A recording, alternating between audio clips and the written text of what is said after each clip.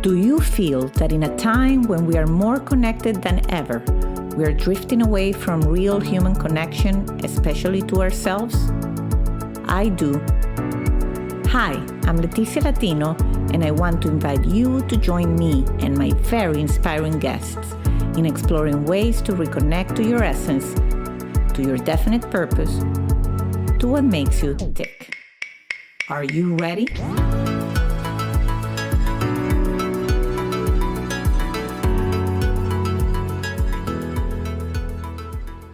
Hello, everybody, and welcome to a new episode of Back to Basics, Reconnecting to the Essence of You.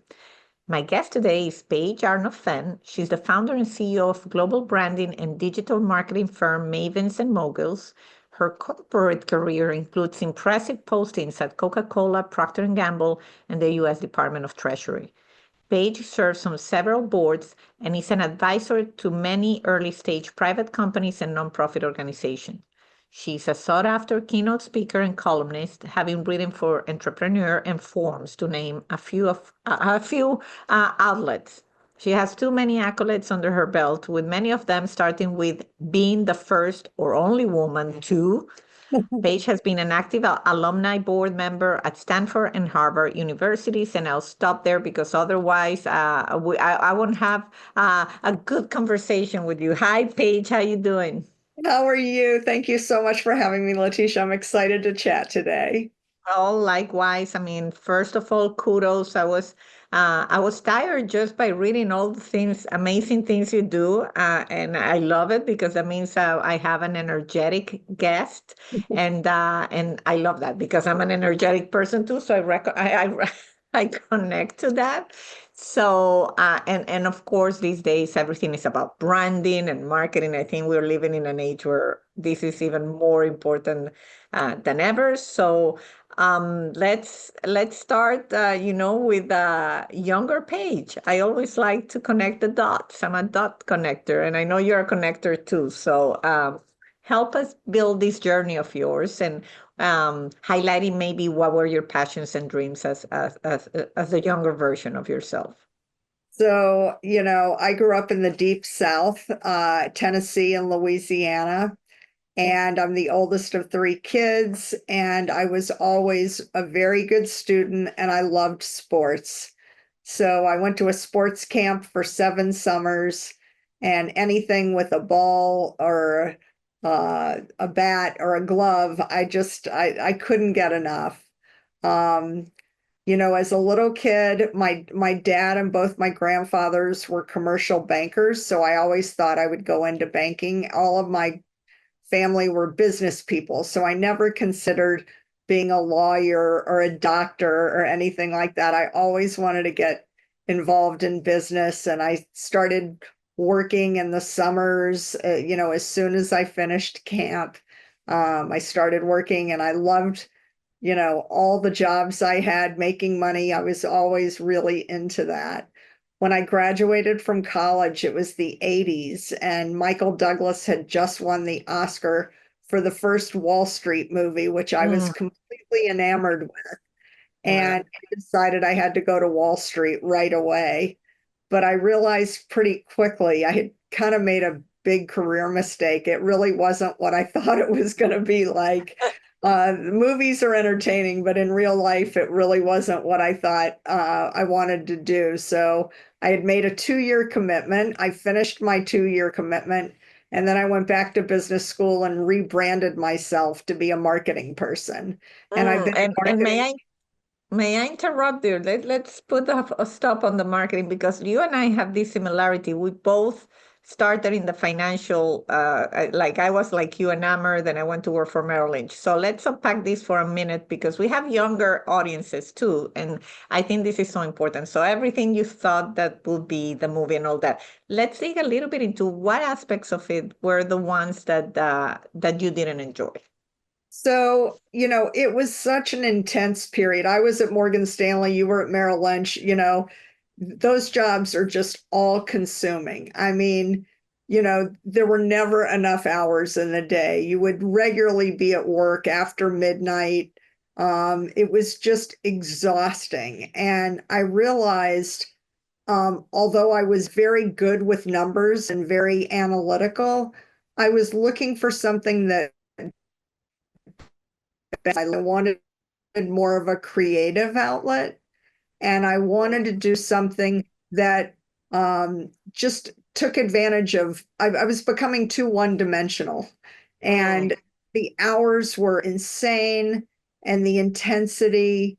And I just looked at the people around me and they were making a ton of money, but they didn't seem that happy to me. And I just didn't see, I was right out of college. I started when I was 21 years old.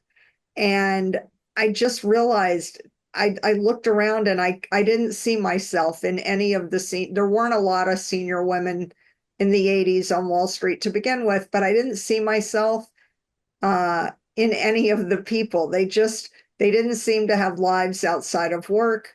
Many of them had broken marriages and broken families. And I just looked around and thought, I don't think this is really who I am or who I want to be when I grow up. And what's interesting is, like I said, I was always good in math. I was always good with numbers. But my girlfriend and I, who were both leaving to go back to business school, she loved the job. And she said she was definitely going to stay in finance after business school. And she said, "What about you?" And I said, I didn't like it. I didn't have fun. I loved the friends I made and I loved the money I made, but I just didn't think I could do this for a career. And she said, "You're crazy because you're so good at it. Of course you should do it." And I said, I really didn't like, day in and day out, I did not enjoy the jobs, building spreadsheets, being on the computer all day. And she said, "Have to have liked something in the job. You were too good not to like it." And I said, there are three things about the job that I liked, and everything else I didn't enjoy. She said, "What was it that you liked the most about the job?" Transaction happening, the company logo and, your client's logo. And I got to really work with the newspaper to get the ads run. And then you got to plan a closing dinner, which was really fun because it was a great New York restaurant and everybody got to celebrate the end of the deal. And then because I was the junior person on the team, I was in charge of getting everybody a gift to commemorate the closing of the deal. And my girlfriend said, "Paige, I don't know why you thought you were a finance person. You're a marketing person. Everything you like about the job is marketing. It's advertising, it's event planning, it's promotions, all of the things that you said were your favorite parts. Those are marketing things. You should be in marketing." I had never taken a marketing class in my life. I went to a liberal arts college. I got an economics degree. But I was heading to business school. And sure enough, one of the first classes that were required, everybody had to take in your first year, was marketing. And guess what? I got the top grade in the class. And so I said, I think my friend might be onto something. And my second year, I took every marketing class I could get my hands on. I got a summer internship at Procter and Gamble, which is the world's kind of best marketing company. Disneyland for marketing. Exactly. And so I think my friend really, she was able to see something in me that I didn't see in myself. And I've been in marketing ever since. So I really think it's so important. It was a great job out of college because it was really tough. I learned a lot. I met great people. I really kind of solidified a strong work ethic and built a good reputation. But it was really important to me not to take another job just for the money, even though they paid the best of any job out of college. That wasn't a good reason to take a job in the future. So marketing didn't pay as well right out of school, but it's been a great career path ever since. I love that. And thank you for that. And I just want to, I love establishing those paths because somebody say when you're trying to find your why and what what you want to do, a lot of people say, ask the people around you, like what you're really good at it, what they see you doing. And normally they see things that we don't see. So to your point, and the other important aspect of what I think what you share is that you were good, you were really good at finance. You were, so sometimes we confuse being good to what we're supposed to be doing when we realize, yeah, but I'm good at other things and I don't need to be doing what I'm good at if I'm good at other things that I also enjoy. And so I think to your point, that's exactly where, I started in finance. I'm good at numbers. I don't enjoy spreadsheets just like you. I did it for many years at some of the jobs I had. So now I feel guilty sometimes. People, when people, you're an MBA, why don't you get, want to live in the numbers? I say, no, I like more the partnership strategy, like other aspects of the operation. And I think it takes some courage to do, I mean, it takes a lot of courage to do what you did younger, but also for our older audience that are stuck in jobs that they know are not fulfilling them. I always like to encourage them to say there's something else that you could be doing probably that you're going to enjoy so much more and be really good at it. And this is, I mean, the amazing things that we're going to talk about now is your incredible career in marketing. You helped launch if, if companies that got sold and brands we recognize. So tell us a little bit about that. And of course, now you're CEO of your own practice. So, I mean, I know there's a lot to unpack there. So feel free to share, like the highlights.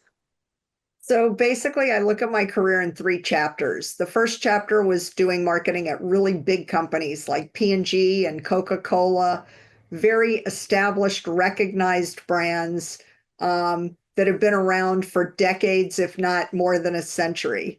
So the great thing about starting my career at those big companies is they really train and develop you, and they're really good at what they do. So you really learn from the best. I joke that I got an MBA at Harvard, but I got a PhD at Procter and Gamble, and my postdoctorate was at Coca-Cola. So it was That's a just great way to say it. continuing my education and really learning the ins and outs from the ground floor. But the internet started really taking off in the mid to late 90s. And it was like the shiny object. And I kept getting distracted watching all these startup companies raise money and do all these crazy things. And I was just so um, hooked. And I left my big, cushy corporate job at Coca-Cola and I joined the first startup out in Los Angeles. And we went public in 1999 and we were sold to Yahoo. And then my husband and I moved back to the East Coast and I did two more startups as the head of marketing. And both of those either got bought or went public or both. And so that was really an exciting period. It was the late 90s, early 2000s, kind of internet 1.0. It was really easy to raise money. They were raising tens of millions of dollars. Most of the money was being put into marketing. And it was just so exciting. Things were moving so quickly. And I will say, having the background in finance and numbers and being strong analytically is a real competitive advantage in marketing because you really do get to marry your left brain and your right brain. So you have all the creative ideas, but you have the data to back it up. And you're very comfortable making decisions using, lots of different sources of data and really tying a lot of your decision making to watching trends and analyzing what's working, what's not working. So I really found that my finance background and my training was very, very helpful in my startup part of my life. And, the internet 1.0, I was building my marketing team from the ground floor. When you work at a place like Procter and Gamble or Coca-Cola, they're huge marketing departments, and you have an ad agency and you have a PR agency and you work with outside vendors. When you're at a startup, everything is scrappy and you're working by the seat of your pants, and things just happen really quickly. At big companies, you make decisions very slowly. When you do market research, it can take months, 6 months, 9 months to go out to the market. You might do quantitative research and qualitative research, focus groups all over the country. it takes a long time and it's statistically significant. You may talk to more than 1,000 people on a survey or in focus groups. In a startup, you don't have the budget or the time to do that. With an internet company, if you waited 6 or 9 months, the market would have changed and it would be completely irrelevant. So we would literally go into the conference room first thing in the morning. This was for the first startup in Los Angeles, and we were targeting predominantly young males, call it 18 to 24. And my team would get it. I hired my team. I was the first one, and I got to build a great team around all the different parts of the marketing mix that I needed.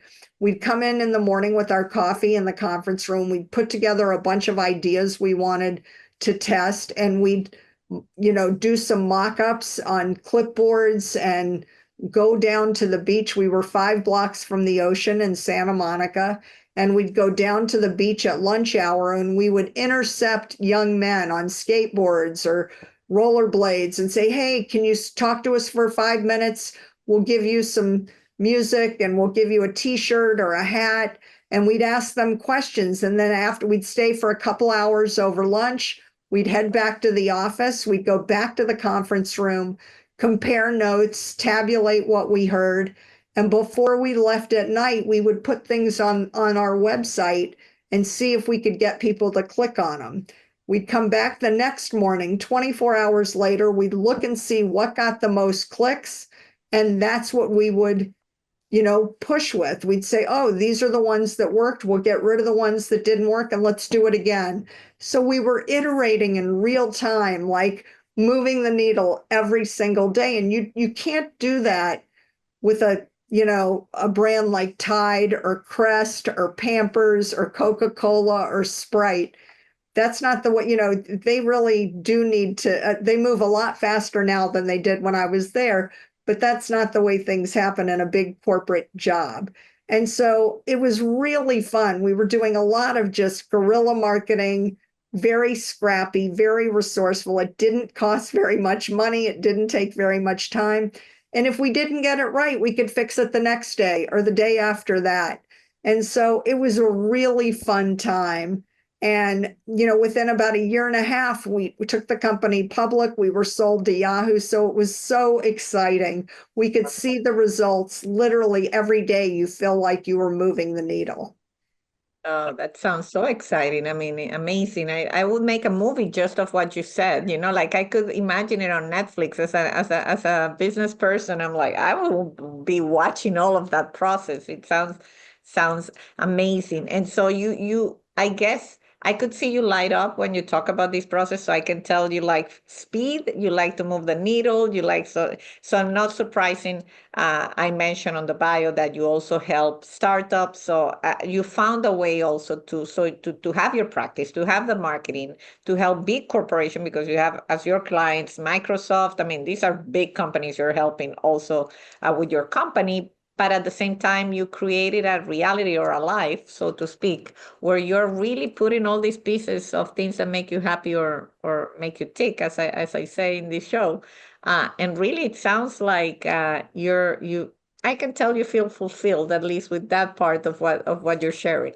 Well, I think it's important to find stuff that really multiplies. It makes you feel like expansive and energetic.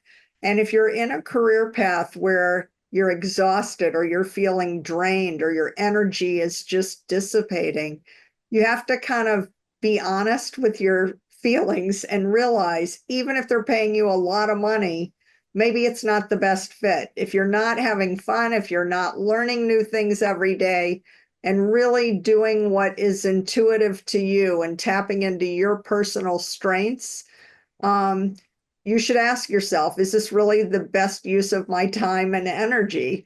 Because the money in your life will come. And so the time is really your most precious resource. If you're doing stuff you love, the money, a lot more money, my first job out of college than my first job out of business school. But I didn't do it for the money, a lot of energy. And, it was just really fun. Every day I felt like, oh my God, the day just flew. I can't believe, it's over. Like I just wanted it to keep going. And I think when you find yourself in those situations, that's where the magic happens. That's where you feel like, okay, I'm in the zone, and you can really just have the most impact and do things that you really feel like are making a difference. Right, totally agree with that. So, as a mentor, advisor to startups, I mean, because if I am listening to this and I'm in that process that you just described, but we also know the other side of it. It's like, yeah, I have to do a lot with no money. Like you make it sound fun, but we all know that creates stress.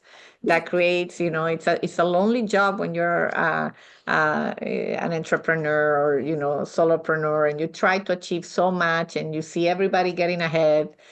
So I'm sure there were some tough, very tough moments in what you just made it sound like a breeze. So what kept you going, or what advice do you have for those people that, yes, they're on the right path, they have something solid, just timing. There's so many components to success, right? Timing, being prepared, the funding, and all these things. What are some of your key nuggets of wisdom that you share with those people you mentor? So, a lot of ways, people are scared to fail in general.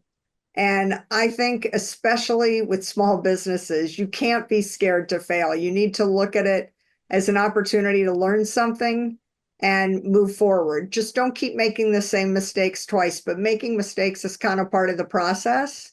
And I find that, if you learn and pivot and incorporate something that one step back, two steps forward. Especially today in the digital world that we live in, there's so many ways to kind of make mistakes, and you can spread yourself too thin. A lot of companies, they want to try and be everything to everybody, and that's really not possible. Even if you had an unlimited budget, you can't do that. But with a scrappy, limited budget, so what you want to do is really figure out what your core message is, what you want to be known for, and what you want to stand for. Again, we talked about this before. Pick what's authentic to you. Where do your strengths come through in the very best way? So what you want to be known for, and reinforce those messages consistently in everything that you do. I think when you do that, you really set yourself up for success. The problem is when people want to be one thing on Facebook and another thing on X and another thing on LinkedIn, it's dangerous, because when you're building a brand, which everybody needs to think of themselves as a brand today, if you are not a brand, you're a commodity. And if you're a commodity, you're going to compete on price. And if you're competing on price, that's a downward spiral. But the only way you can win is to drop your price and be cheaper than everyone else, but that's not a sustainable business model. So if you come in, oh, I just froze again. All right, let me see if I can unfreeze. Yeah, maybe turn off the. Yes.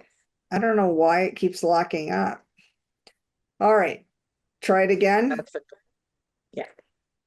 Okay. But if you're a brand, your audience will pay a premium for you. If you own real estate in your customer's brain and they know that you can help them solve a problem with your product or service, you want them to think of you first every time.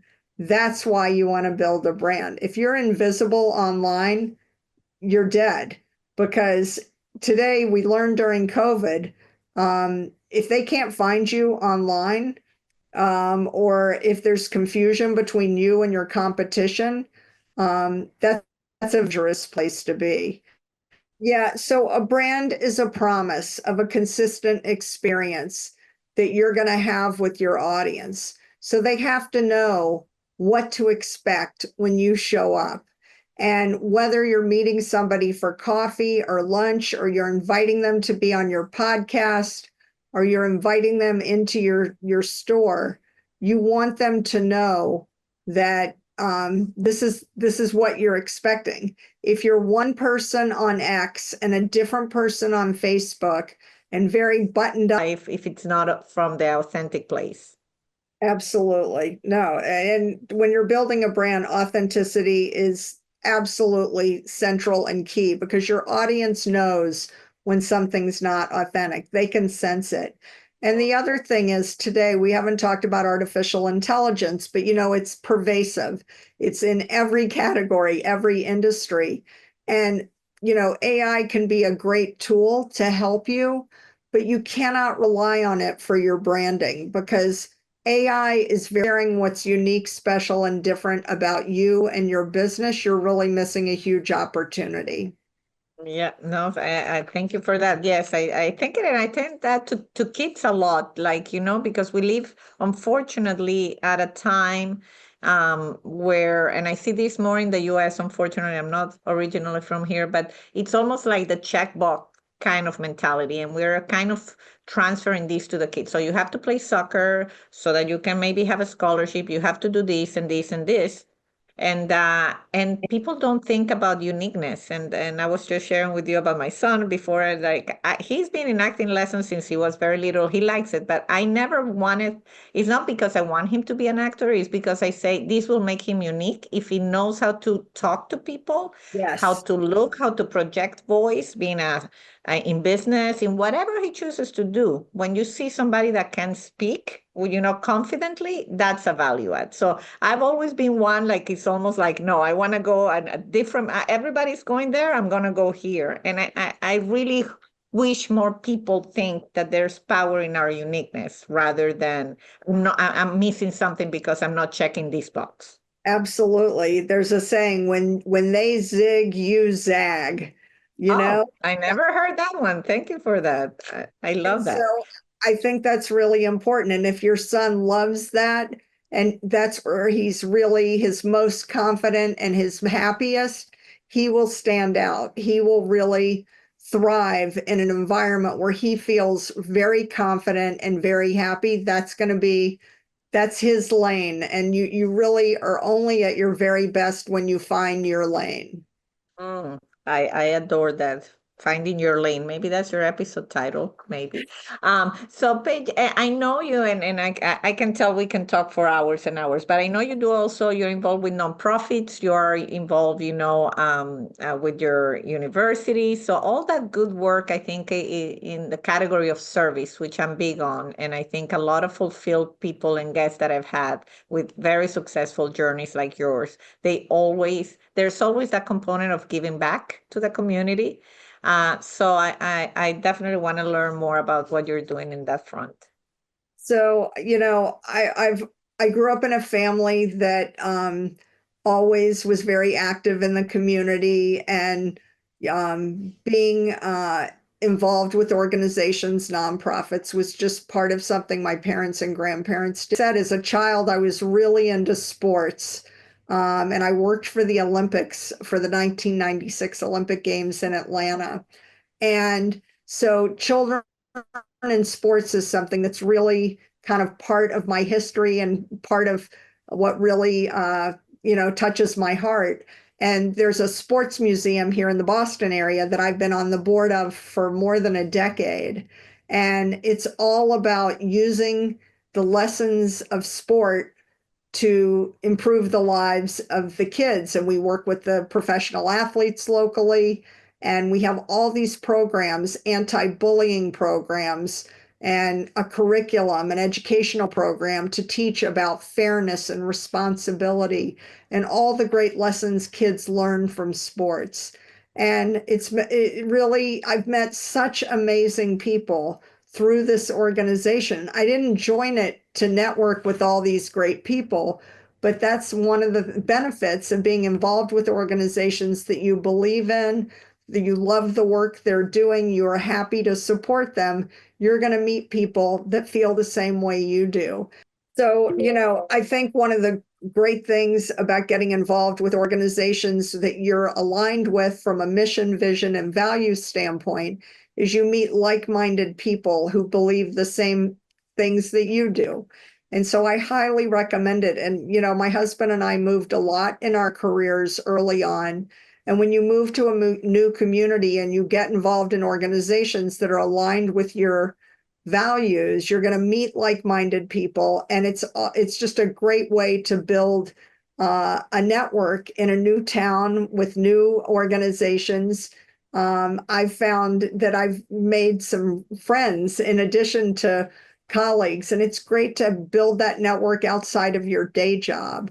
It's a way to kind of, build roots in an organization and get to know other people that have very similar values and interests as you do. So I highly recommend it. Like I said, in my experience, you do it because you believe in it, but good things follow. So, at least in my experience, the more you give, the more you get back. That's also a big golden nugget of wisdom because that is the one advice when people ask me in interviews too, and then they ask me, "What's one thing you wish you wouldn't have known when you were younger?"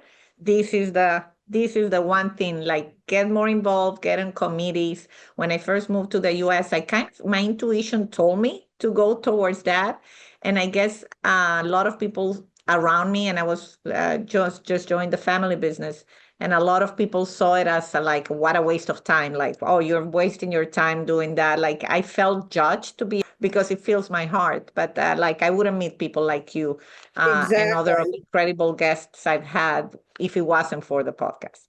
Yeah, you have to put yourself out there. I think that's, you get out of your comfort zone, but that's again where the magic happens when you put yourself in a situation that's a little bit uncomfortable. The more you can get comfortable being uncomfortable, I think that's really where things happen. That's really where you grow the most, you learn the most, you meet the most interesting people in those situations. So again, don't be scared. It's not it's okay to be scared. Work through it, push, and you'll have a lot to show for it.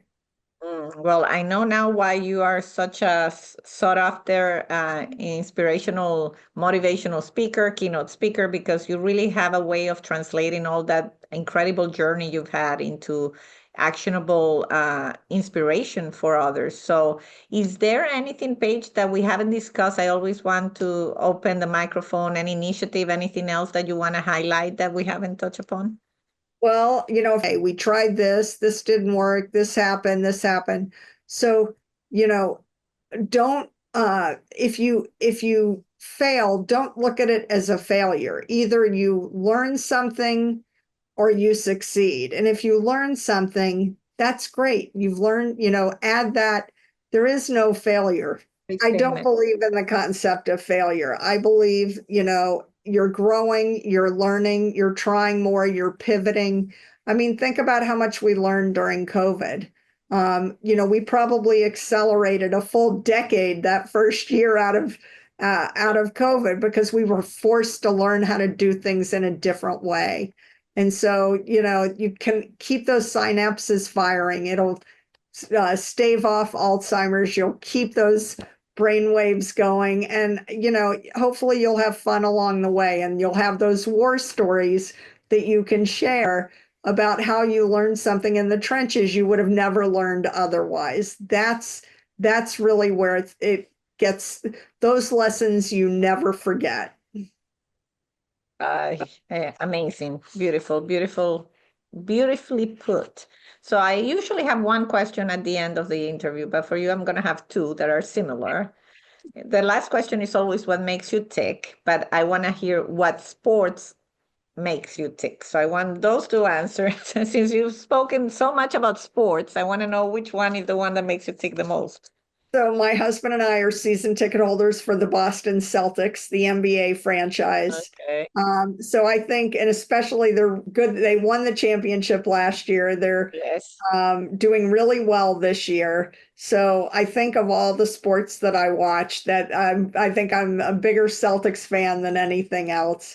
But the Okay. truth is, I watch a lot of sports on TV. I can watch baseball, football, track. I love the Olympics, anything like that. I find sports for me is very energizing and exciting, and it makes me happy. But what makes me tick? I mean, the truth is, I have an insatiable curiosity. I always want to learn something new. I always want, it's like having a growth mindset. I like to experiment, learn, grow as much as possible. So if there's an opportunity for me to, learn something new, try something new, I as a kid, I spoke French. I learned Italian in college. I love to travel. New sights, new sounds, new smells, new flavors. I love music. Anything like that. Again, it keeps your synapses firing. It keeps you energized. And that's the thing. When you have a lot of energy in it, you become like a plier. It's the fun, new, that's really what gets me out of bed every day, that I'm going to learn something new. I'm going to meet somebody new. I'll hear something, be exposed to something that, makes me. The most important thing is your wisdom came across and your journey. It's a beautiful one. Thank you for sharing it with us. And I will definitely make sure to have all your contact info and in the show notes so that people can check out the amazing content you're producing as well.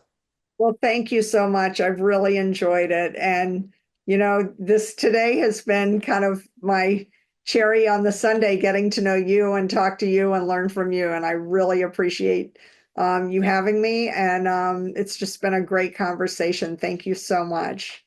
Thank you. Thank you, Paige. And thank you all for tuning in. And until the next episode of Back to Basics. Bye-bye. You've been listening to Back to Basics. You can follow us on Instagram and Facebook. If you haven't yet, subscribe, rate, and review this podcast on Apple Podcast or any of your favorite streaming platforms. This is the best gift you can give us. Join me next week for another Back to Basics conversation.